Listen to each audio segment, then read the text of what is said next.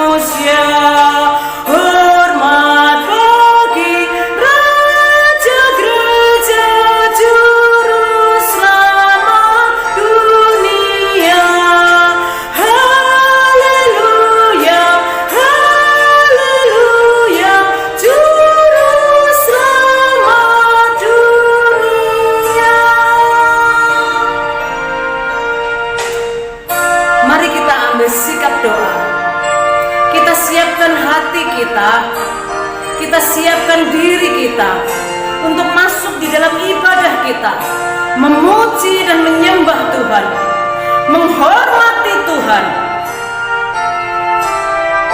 Dan mari kita katakan, hormat bagi Allah Bapa, hormat bagi anaknya. Dengan sikap berdoa, kita angkat pujian. Hormat bagi Allah Bapa, hormat bagi anaknya, hormat bagi Roh penghibur ketiganya yang esa. Haleluya, haleluya,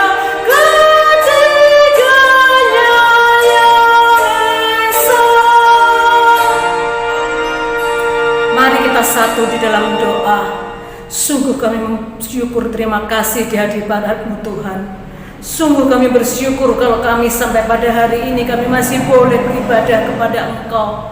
Kami masih boleh memuji dan menyembah Tuhan.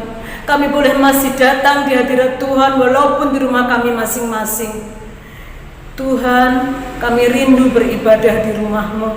Tetapi ajar kami hari ini beribadah di rumah kami pribadi lepas pribadi, menyerahkan setiap hidup kami di hadapan Tuhan. Kami ingin memuji dan menyembah Engkau. Kami ingin duduk diam mendengarkan firman-Mu. Dan biarlah Engkau Tuhan bekerja di atas ibadah kami. Ampuni segala dosa dan kesalahan kami Tuhan. Layakkan kami. Kami sering melakukan hal-hal yang tidak taat di hadapan-Mu. Kami kadang menjadi anak-anak yang kurang setia. Ampuni kami Tuhan, layakkan kami untuk boleh beribadah kepada Tuhan. Berkati ibadah kami Tuhan, dari awal sampai akhirnya.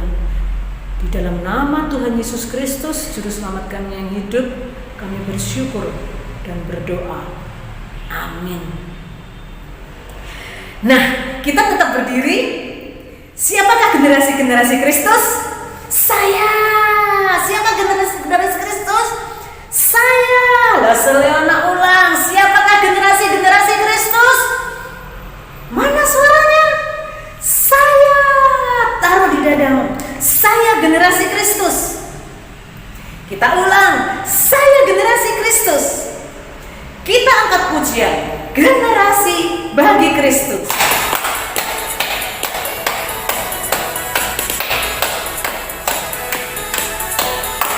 Semuanya boleh bergerak ya. Aku berdiri di hadapan Tuhan, taat segenap hati, ku telah diselamatkan dan bertumbuh untuk melayani-Mu. Aku berdiri di hadapan Tuhan, taat segenap hati, buat Yesus tersenyum. Bangsa-bangsa ada di hatiku. Generasi bagi Kristus telah ditebus. Generasi bagi Kristus, itulah aku. Pakailah aku Tuhan pada generasi ini, sebab hidupku hanya bagi Kristus. Kitalah generasi Kristus, generasi Kristus yang membawa kebenaran di dalam hidup kita.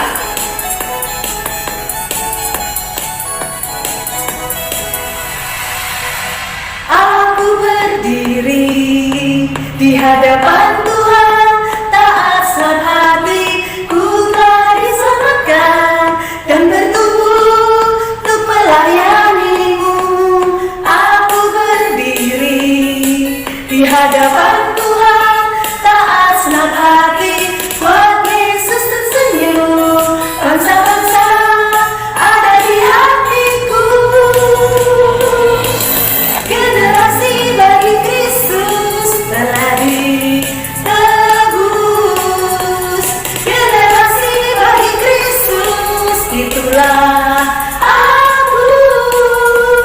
Pakailah aku Tuhan pada generasi ini, sebab hidupku hanya bagi Kristus. Generasi bagi Kristus ditebus. Generasi bagi Kristus, itulah aku. Pakailah aku Tuhan pada generasi ini, sebab hidupku hanya bagi Kristus. Silakan duduk. Terima kasih. Saatnya kita akan mendengarkan kebenaran firman Tuhan. Kita siapkan hati kita. Semuanya duduk yang tertib. Kita angkat pujian God is so good. Mari kita angkat pujian ini.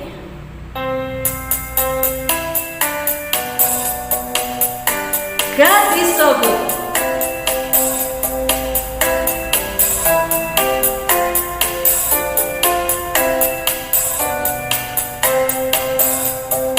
God is so good. God is so good. God is so good. He's so good to me. He loves for me.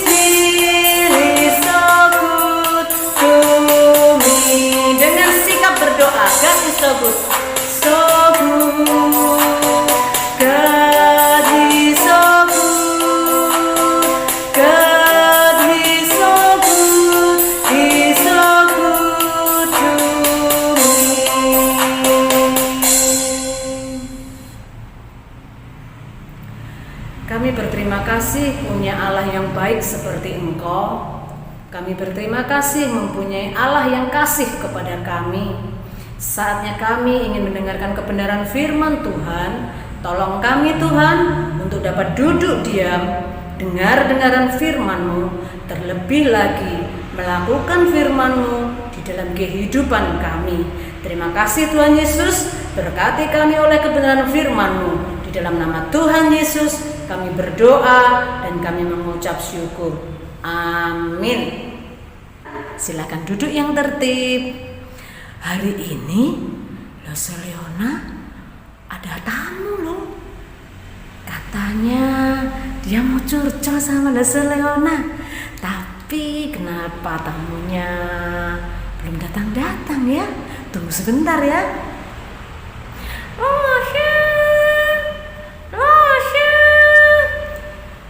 Siapa itu?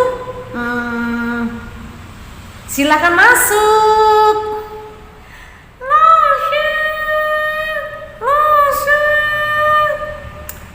Silakan masuk. Apanya? Lose sudah tunggu loh dari tadi. Kok baru datang sih? Iya. Aku sedih Lose. Kenapa sedih? Sebentar lagi new normal. Bukankah Nyet-nyet senang kalau new normal? Iya sih. Kan katanya sudah rindu teman-teman di sekolah minggu. Nah, kenapa sedih? Aku tidak suka aja. Tidak suka apa? Kalau new normal kan harus pakai masker, selalu cuci tangan, dan yang paling susah. Apa yang paling susah? Paling susah nggak boleh deket-deket sama teman. Oh, tapi lo seyakin Nyet-nyet pasti bisa melakukannya. Tapi kalau Nyet-nyet lupa, iya, ketemu teman langsung deh deket, ngobrol, main. Aduh, bagaimana ya? Lose tahu apa yang Nyet-nyet rasakan. Memang sih susah buat kita melakukan kebiasaan yang baru. Tetapi kalau kita berusaha melakukannya, kita pasti bisa. Tuhan akan menolong kita melakukan sesuatu yang baik. Nyet-nyet coba ya. Iya, Nyet-nyet harus mencobanya. Oke? Oke, Lose. Nah, sampai ketemu lagi di ibadah kita. Doakan supaya kita semua juga bisa ibadah kembali di gereja. Iya. Oke, dari ini Lose juga punya cerita loh, Nyet. Cerita apa? Nyet harus duduk yang tertib seperti teman-teman semua itu. Mereka sudah duduk tertib. Nah, silakan duduk yang tertib. Nah adik-adik, kalau kalian lihat gambar ini, siapa yang kalian ingat? Ya, Musa. Hari ini Lose mau bercerita tentang Believe or Not yang diambil di dalam kitab Keluaran 3 ayat 1 sampai 17. Dari cerita minggu lalu tentang Allah itu baik, tentu kalian ingat bagaimana bangsa Israel berada di tengah-tengah bangsa Mesir. Walaupun Musa tumbuh besar di istana Firaun dan dibesarkan di antara para bangsawan di istana Mesir, Musa tahu bahwa dia adalah bagian dari bangsa Israel, umat Allah. Dia peduli kepada orang Israel. Dia tidak ingin mereka diperbudak. Suatu kali dia membebaskan seorang Israel ketika ada seorang Mesir yang memukulinya. Ketika berita itu terdengar oleh Firaun, Musa tahu ia harus melarikan diri sejauh mungkin supaya selamat. Firaun tidak ingin ada seorang pun, tidak juga Musa, yang membela orang Israel.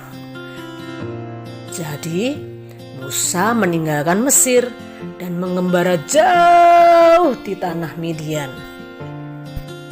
Sementara Musa tinggal di Midian, dia menikah dan menjadi seorang gembala. Dia menggembalakan domba-domba Yitro, mertuanya. Pada suatu hari, Musa mengiring domba-dombanya ke seberang padang gurun hingga sampai ke gunung yang ada di sana. Pada saat hewan-hewan itu sedang merumput, Musa tiba-tiba melihat nyala api di tengah-tengah semak duri di padang gurun. Musa melihat bahwa api itu menyala, tapi semak duri itu tidak hangus, bahkan terbakar. Aneh sekali ya, kata Musa sambil mendekati semak tersebut untuk melihat dari dekat. Ketika Musa sudah semakin dekat, terdengar suara dari dalam semak tersebut memanggilnya. "Musa, Musa," kata Allah. "Ya Tuhan," jawab Musa. "Lepaskanlah kasutmu," kata Allah. "Sebab tempat di mana engkau berdiri itu adalah tanah yang kudus. Akulah Allah nenek moyangmu, Allah Abraham, Allah Ishak, dan Allah Yakub."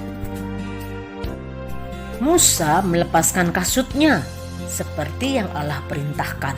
Musa tahu bahwa peristiwa Allah memilih untuk berbicara kepadanya benar-benar istimewa. Maka Allah berkata, "Aku telah memperhatikan dengan sungguh-sungguh kesengsaraan umatku di tanah Mesir.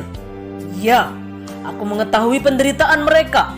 Sebab itu aku telah turun untuk melepaskan mereka dari tangan orang Mesir dan menuntun mereka keluar dari negeri itu ke suatu negeri yang baik dan luas. Aku mengutus engkau kepada Firaun untuk membawa umatku orang Israel keluar dari Mesir." Bagaimana perasaan Musa ketika Allah memintanya untuk melakukan tugas penting? Musa tidak mau pergi, dan dia juga tidak memberitahu kepada Allah demikian. Musa masih belum siap untuk pergi. Mungkin dia merasa tidak kuat, tidak cukup berkuasa, atau tidak cukup pandai. Mungkin juga dia takut terhadap Firaun. Namun Allah adalah Allah yang sabar dan penuh kasih. Allah memberikan kepada Musa 3 tanda mujizat untuk membuktikan kepada umat Israel bahwa Allah lah yang mengutus Musa. Allah menyuruh Musa untuk mengambil tongkat gembala dan melemparkannya ke atas tanah. Musa taat. Tongkat itu berubah menjadi ular. Lalu Tuhan menyuruh Musa untuk mengambil dan memegang ekornya. Dan tiba-tiba tongkat itu kembali menjadi tongkat. Tanda selanjutnya, Allah menyuruh Musa memasukkan tangannya ke dalam jubahnya. Ketika tangannya ditarik keluar, tangannya terjangkit penyakit kusta, penyakit yang mengerikan. Dan Allah memerintahkan kepada Musa untuk memasukkan tangannya kembali ke dalam jubahnya. Dan ketika ditarik keluar, kusta itu telah hilang. Tanda mukjizat selanjutnya, Allah menyuruh Musa untuk mengambil air sungai Nil dan mencurahkannya di atas tanah yang kering. Dan Allah berkata, maka air itu akan berubah menjadi darah. itu akan membuktikan bahwa Allah lah yang menyuruh Musa, Allah yang penuh kasih, Allah yang setia, dan Allah yang berkuasa. Namun Musa masih merasa tidak siap untuk pergi dan berkata kepada Allah, Tetapi aku tidak pandai berbicara. Allah berjanji akan menyertai Musa. Akhirnya Musa siap untuk percaya kepada Allah dan kuasanya, serta taat pada panggilannya. Musa siap untuk melakukan perjalanan panjang kembali ke Mesir. Dia siap membawa bangsa Israel umat Allah dan berkata kepada mereka bahwa dialah satu-satunya Allah yang benar. Allah yang akan menyelamatkan mereka dari perbudakan serta menuntun mereka menuju tanah perjanjian. Nah adik-adik, dari cerita Musa kita bisa melihat bahwa Allah memilih Musa untuk membebaskan bangsa Israel. Walaupun dengan berbagai alasan Musa ingin menolaknya, tetapi Allah mengatakan bahwa ia akan terus menyertai Musa. Bahkan ia akan membuat Musa untuk bisa berbicara kepada bangsa Israel, bahkan kepada Firaun, untuk membebaskan bangsa Israel dari bangsa Mesir. Demikian juga dengan kita. Dengan Allah yang sama telah memberikan kita anaknya yang tunggal untuk membebaskan kita dari dosa, untuk melepaskan kita dari dosa. Setelah kita terlepas dari dosa, kita tidak dibiarkan begitu saja. Allah yang tinggal di dalam hati kita memberikan Roh Kudus untuk menyertai kita, untuk mengajak kita melakukan pekerjaan yang baik bagi Allah. Kadang-kadang kita merasa sulit melakukannya, tetapi percayalah bahwa Allah yang mengasihi kita akan membimbing kita, dan kita, anak-anak Tuhan, harus siap melakukan apa yang Tuhan firmankan. Untuk kelas SD, setahu kalian ada kelas kecil ya, kelompok kecil yang setiap hari membaca firman Tuhan. Nah, dari membaca firman Tuhan setiap hari, kalian tidak hanya sekedar membaca. Ketika kalian membaca, kalian bisa mencari ayat favorit apa ya yang ada di sini yang saya paling suka. Nah, ketika kalian melihat, saya suka ini nih, kalian bisa garis bawahi, atau kalian bisa stabilo dikasih headlight. Ketika nanti kalian berjalan dengan waktu, sudah selesai membaca Alkitab, kita kembali lagi membaca Alkitab dari awal lagi, baru kalian menemukan, ini kemarin ayat favoritku. Dan ketika kita membaca ulang, kita bisa mencari lagi, mana ayat favoritku. Nah, seperti yang Lose lakukan ketika Lose membaca kebenaran firman Tuhan, membaca Alkitab, Lose tandai. Nah, seperti ini, Lose headlight mana-mana bagian firman Tuhan yang menjadi kekuatan bagi Lose. Bahkan bisa Lose kasih catatan, Lose pasang seperti post-it atau kertas-kertas kecil yang Lose tulis ayatnya. Dan apa yang harus kita lakukan seperti kebenaran firman Tuhan, itu akan menolong kita untuk boleh bisa melakukan firman Tuhan.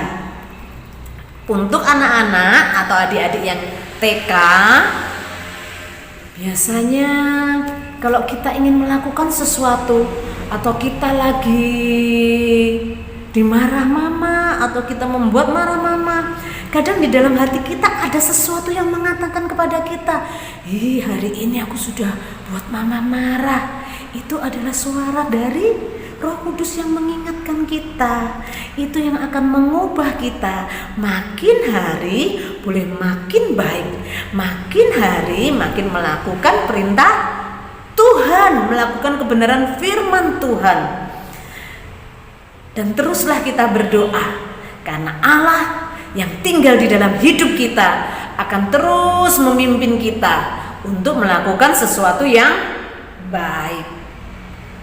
Nah, ayat hafalan kita hari ini diambil dalam Alkitab Efesus pasal 2 ayat 10. Saya bacakan ya. Karena kita ini buatan Allah, diciptakan dalam Kristus Yesus untuk melakukan pekerjaan baik yang dipersiapkan Allah sebelumnya. Ia mau supaya kita hidup di dalamnya.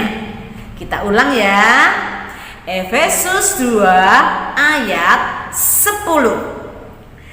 Karena kita ini buatan Allah, diciptakan dalam Kristus Yesus untuk melakukan pekerjaan baik yang dipersiapkan Allah sebelumnya. Ia mau supaya kita hidup di dalamnya. Nah, tugas aktivitas kita hari ini, kita akan membuat gambar love untuk anak-anak kelas besar. Nanti seperti ini ya untuk anak kelas besar. Kalau anak kelas TK dan Batita, kalau mama dan papa mau bantuin kalian juga bisa mengerjakan dengan digunting, karena kalian harus hati-hati kalau pegang gunting karena benda tajam bisa melukai kita. Oke semuanya, terima kasih untuk ibadah hari ini. Kita akan tutup di dalam doa. Namun sebelumnya Lose mau ingatkan ya, bagi adik-adik semua yang ingin memberi persembahan, kalian bisa minta tolong sama mama sama papa untuk transfer di rekening GKY di sini, atau scan barcode QR-nya di sini. Kalian bisa transfer uang persembahan kalian di rekening GKY Balikpapan. Tuhan Yesus memberkati. Sekarang lipat tangannya, tutup matanya. Kita mau berdoa. Kita angkat pujian. God is so good. God is so good. God is so good. God is so good. Is so good to me. Lipat tangannya, tutup matanya, kita berdoa. Terima kasih Tuhan, Engkau sudah memilih kami, anak-anak-Mu, untuk menjadi anak-anak Tuhan, untuk menjadi generasi-generasi Kristus di masa ini. Bahkan Engkau Tuhan akan membimbing kami semua untuk siap melakukan firman Tuhan di dalam kehidupan kami. Terima kasih Tuhan Yesus untuk segala kebaikan-Mu. Kami juga berdoa untuk persembahan kami. Tuhan kuduskan, Tuhan sucikan, agar persembahan ini berkenan bagi pelayanan pekerjaan Tuhan di GKY Balikpapan. Biarlah kami tetap bersyukur, berterima kasih untuk penyertaan-Mu, bahkan ibadah yang boleh kami lewati hari ini. Di dalam nama Tuhan Yesus kami berdoa dan mengucap syukur. Amin. Nah adik-adik, sampai ketemu lagi di ibadah kita minggu depan. Shalom.